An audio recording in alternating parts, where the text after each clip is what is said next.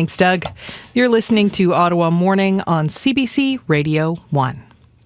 Days after an island-wide blackout in Cuba, millions are still in the dark. Officials in Cuba reported the power outage on Monday as the country continues to face an economic crisis and an energy crisis at the same time. The country says it reconnected the power grid yesterday, but several major cities remain without power this morning. The government blamed the blackout on a U.S. energy blockade. In January, U.S. President Donald Trump threatened tariffs on any country that sells or provides oil to Cuba. For more on this, I'm joined by two local Cuban Canadians. Quirenia Carbonell lives in Gatineau and is a member of the Cuban Canadians Coalition. And Jose Hernandez Menendez lives in Ottawa. Hello to you both, and thank you for being here. Good morning. Thank you for having us. So first, Jose, I understand that you've been going back and forth to Cuba over the last few years. How does what's happening now kind of compare to what you've seen in the past? Well, it's a much dire situation right now, I would say. The situation now the only comparison I can make with is in the mid-90s when the Soviet bloc collapsed and Cuba went through a major crisis, precisely because a lot of its inputs came from the Soviet bloc, and there were blackouts and scarcity of all sorts of things, which kind of bring memories.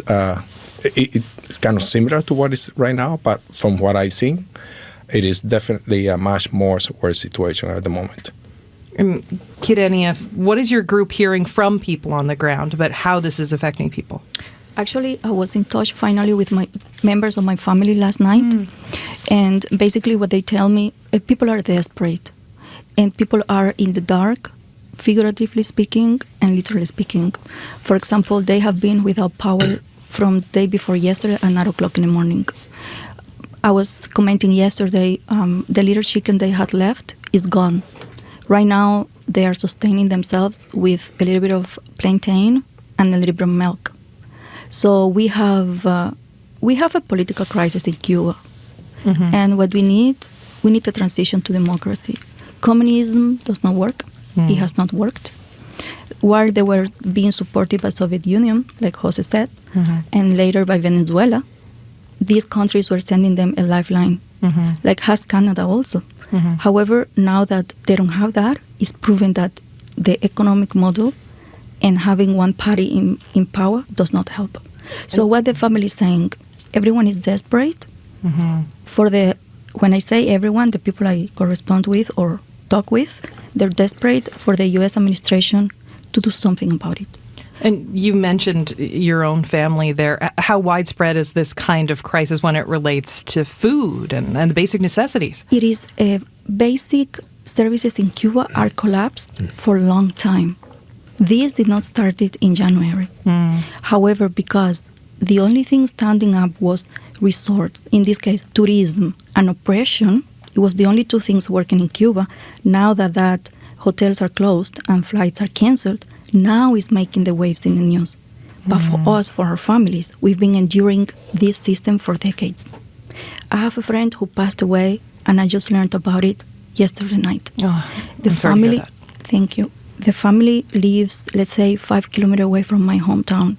The elderly in the family were able to pay the respect at 1 o'clock in the afternoon when my friend was being buried at 2 o'clock because there was no transportation. I want to express everything is paralyzed at the moment. No supply chain is working. No transportation is working. Whoever could walk, I come from the rural zone, that's why you hear these type of stories. Anyone who could walk from one village to the other made it on time. But the elderly, you cannot walk in a 40 degrees temperature, right? This is the situation in Cuba. Jose, how different is that from what you'd seen on maybe your recent visits? Well, yeah, I typically when I go, I don't have any family anymore. Sure. My mom passed away a couple of years ago. I still go because I do have memories there. And it's a nice weather and all that sort of stuff. But I do have friends, And they told me, in fact, they were preparing. I was there last month in February, and they were starting to buy bags of rice and storing cans of food because they were sort of preparing for what is really happening now, which is, they will be losing their jobs, especially those working hotels. At least those, are able to manage for a few months because they, working in a resort is typically a good job in Cuba, which is a little bit strange, upside down, where a bartender can make 10 times better living than a doctor or a surgeon or a teacher or anybody. You mentioned it, you name it. So they were telling me that they were supplying for preparing for the storm. So I don't know. That's what I see. I want to ask you both about something else from this week, and that is the U.S. president's comments. Trump had, of course, said that it would be his, quote, honor to take over Cuba. What do you make of that?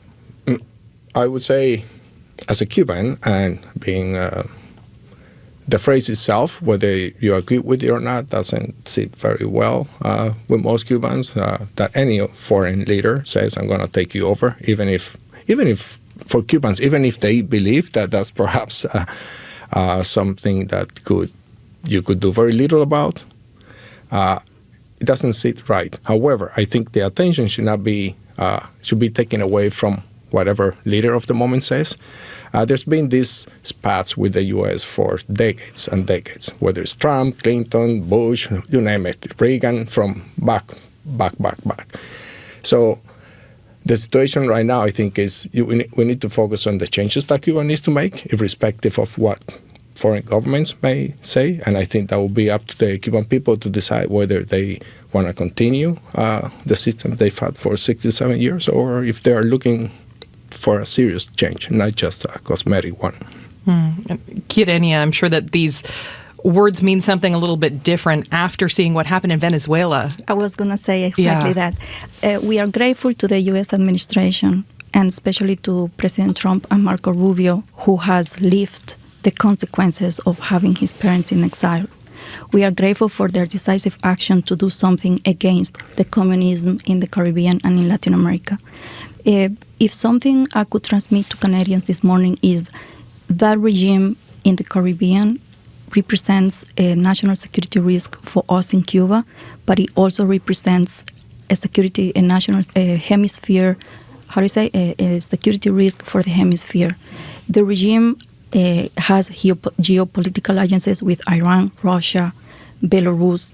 There are Cubans soldiers being deployed to fight against Ukraine on the side of the Russian forces. Whether Cuba says yes or no, don't believe them. That's why Ukraine severed the relationship with Havana. The fact that President Trump was able to do something to remove narco-dictator Nicolas Maduro from power, we are trusting that when he says, we are going to take over Cuba, in the same phrase, he also says, we are going to liberate it. Mm-hmm. But the press or other independent media, sometimes they get hung on the expression of, I'm going to take it. But he said it, we are going to liberate Cuba. And for us is hope, and for us is what we need.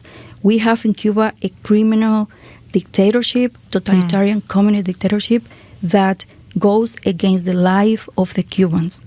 The crisis in Cuba is so huge right now that we do not understand why other democratic nations are actually not partnering with the U.S. to help us to have a peaceful transition to democracy. That we cannot understand. So yes, for us it resonates in a different way. It gives us hope. And like I said, people on the island are praying for the day that the U.S. announces what type of negotiations are taking place, who is going to be in the power for the transition. We do hope it's not a change on last names. We do hope Castro is now presenting his grandnephew as the face of what might come next. While people may read that he is the deputy prime minister, I want Canadians to know is his grandnephew who is representing the interest of the Castro and Gaesa's $18.5 billion in assets. Obviously, I mean, nothing is ever simple, and people don't have always the same opinions on what's going on there. But this is obviously a difficult time. And Jose, I wanted to also ask you, in terms of your own messages to people in Cuba, what do you want them to be thinking about right now? It's a big question, you know? Is there a message that you have? Yes, and I think obviously the default would be to try to provide some hope. And I think, when you are in the midst of trying to figure out where you're going to get the next plate of food or warm water, or how you're going to dress up your kid, or where you're going to get the soap, the water, anything, those basic elementary things we take for granted in Canada, it's hard to for people to think beyond that. Yeah. And this has been perhaps a major handicap of advancing any major social change, is that by a large number, the Cuban population is so struggling to make ends meet at the very, very basic level. So what I would like people to think, and if to give hope, but also to stand up for what they believe is the best that should happen to the country, and not to so much sit back and expect necessarily that a foreign force comes into your aid, because you don't want to start the next phase of beautiful Cuba indebted and handicapped by commitment that you have made to a prior or foreign government. So rather leave it in Cubans' hands. Unfortunately, we have to leave it there. Thank you both for being with us today. Thank you. Thank you. Quirenia Carbonell is a member of the Cuban Canadians Coalition here, and Jose Hernandez Menendez lives in Ottawa.